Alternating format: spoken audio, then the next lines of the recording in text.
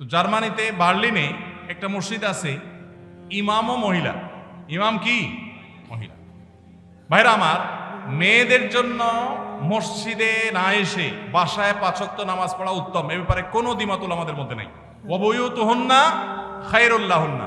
তবে হাদিসের আগের অংশ আছে, আল্লাহ নবী সাল্লাল্লাহু আলাইহি ওয়াসাল্লাম বলেছেন, লা তামনাউ আমা আল্লাহি মাসাজিদ আল্লাহ, আল্লাহর বান্দিরা মসজিদে আসলে বাধা দিও না, কিন্তু তাদের জন্য মসজিদে আসার চাইতে বাসা নামাজ পড়া বেশি উত্তম। তার নবীজি চাইতেন তারা যেন বাসায় পড়ে।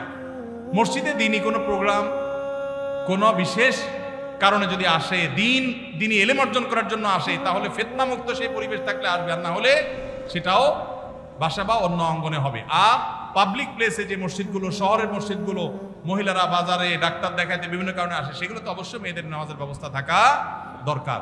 কিন্তু মেয়েদের জন্য মসজিদে এসে 5 ওয়াক্ত নামাজের জামাতে হাজির হওয়ার চাইতে বাসায় নামাজ পড়া অধিকতর উত্তম।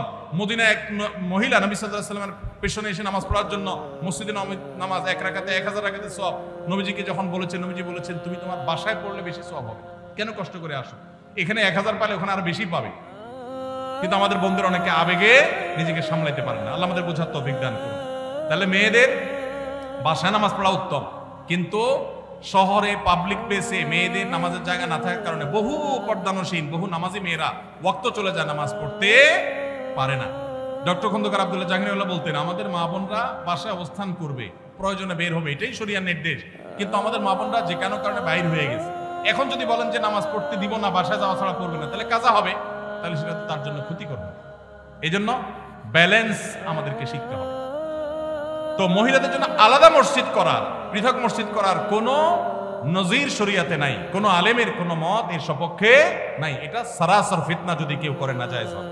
মানুষ মারা গেলে পাশে বসে কোরআন তেলাওয়াত ও খাবার আয়োজন করার বিধান কি? মানুষ মারা গেলে 40 3 দিন আর 7 দিন মানুষ ডাইকা খাওয়ানো, এটা বিদআত। আর মানুষ মারা গেলে তার পাশে বসে কোরআন তেলাওয়াত করাটাও সুন্নাহ সম্মত কোনো কাজ নয়। আমাদের দেশে মানুষ মারা গেলে লাশটাকে মাটিতে বা খাটে রেখে চারপাশে হাফেজ সাহেবদেরকে এনে কোরআন তেলাওয়াত করানো হয়, এটা শরিয়া সম্মত কোনো কাজ নয়। কেন? কোনো মানুষ মারা যাওয়ার পরে কি কি করতে হবে শরিয়তে বলা আছে না নাই? আছে না নাই? মুর্দার লাশের চারপাশে বসে কোরআন তেলাওয়াত করতে হবে, এরকম কোনো হাদিস তো আমি পাইনি। এটা কোত্থেকে আসলো? কোরআন তেলাওয়াত যে করবে তার লাভ হবে।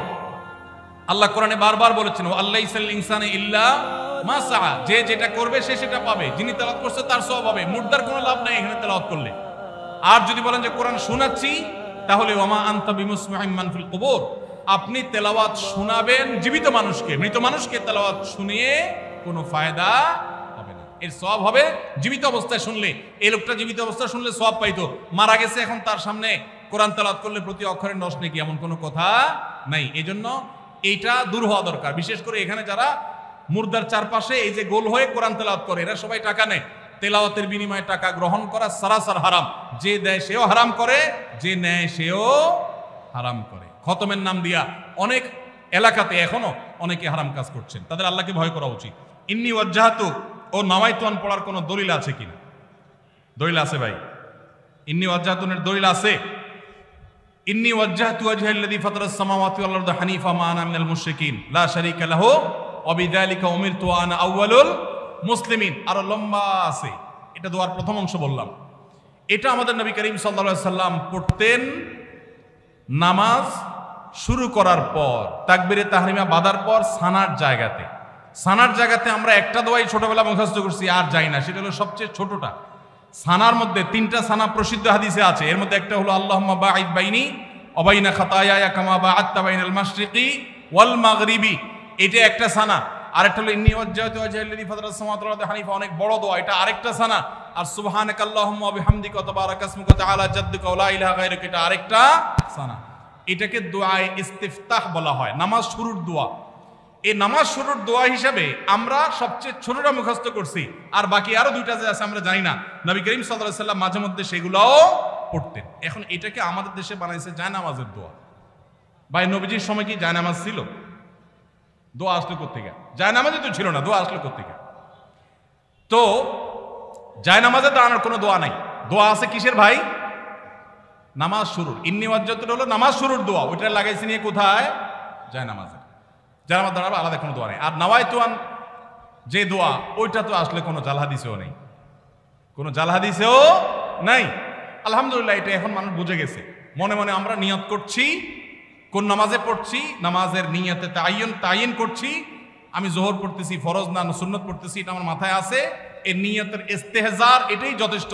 মুখে নামায়তুয়ান উচ্চারণ করা এটা জরুরি না, বরং এটাকে কেউ নামাজের পাঠ মনে করে বেদাতে লিপ্ত হওয়ার আশঙ্কা আছে।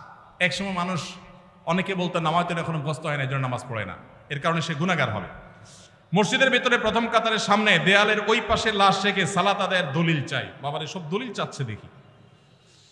দেখেন, মসজিদে যখন জানাজার নামাজ হবে তখন লাশ মসজিদে ঢুকাবে না। কেন? কারণ লাশে রক্ত, পুজ, পানি ইত্যাদি থাকতে পারে, মসজিদ নাপাক হবে। সেজন্য মসজিদকে পরিচ্ছন্ন রাখার প্রয়োজনে লাশটাকে পশ্চিম পাশে রেখে তারপর জানাজা পড়া হয়। কিন্তু এইটা সুন্নাহ না। সুন্নাহ কোনটা? সুন্নাহ হলো মাঠে জানাজা নামাজ পড়া। এই সুন্নাহ মুর্দা হয়ে গেছে। কোনো কারণ ছাড়া গ্রামের মসজিদে এই কাজটা করা হয়। এই সুন্নাহটা জিন্দা করার জন্য আমাদের উলামাদের কাজ করতে হবে, ভাইদের কাজ করতে হবে। চেষ্টা করা যাবে না ইনশাআল্লাহ? ফরজ নামাজ হয়ে যাবে, বাইরে এসে জানাজা নামাজ পড়বেন। আমি যেখানে জুমা পড়ে আলহামদুলিল্লাহ এভাবে আমি জানাজা নামাজ পড়ি। আমি সারা জীবন যেখানে যে মসজিদে গেছি আমি চেষ্টা করেছি এই সিস্টেমটাকে জিন্দা করার, সুন্নাত জিন্দা করার। আরেকটা সুন্নাত আমাদের জিন্দা করতে হবে, সেটা হলো ঈদের নামাজ মসজিদে পড়া সুন্নাত না মাঠে পড়া সুন্নাত? ঈদের আনন্দই মাটি হয়ে গেছে, পোলা বলেন এখন মসজিদে মসজিদে ঈদের নামাজ পড়ে। আমি আমার শৈশবের কথা মনে পড়ে, একটা ঈদগাহ ছিল আমাদের পুরো ইউনিয়নে, অনেক দূর থেকে সেখানে যেতাম, যে আনন্দ পেতাম। এখন ঘরে ঘরে মসজিদে মসজিদে ঈদের নামাজ। কেন? কারণ কেউ কারোর মানতে চায় না। আরেকজন ঈদগাহে গেলে তুমি নিজের মাতবরি থাকে না, সব মসজিদ আলাদাই মাতবরি করতে চায়। মসজিদে ঈদের নামাজ পড়া সুন্নাহর খেলাফ। হ্যাঁ, কোন শহরে ওইরকম পর্যাপ্ত মাঠ নাই, তাহলে মসজিদে পড়েন। রাস্তা বন্ধ করে নামাজ পড়ার চাইতে মসজিদে পড়া ভালো।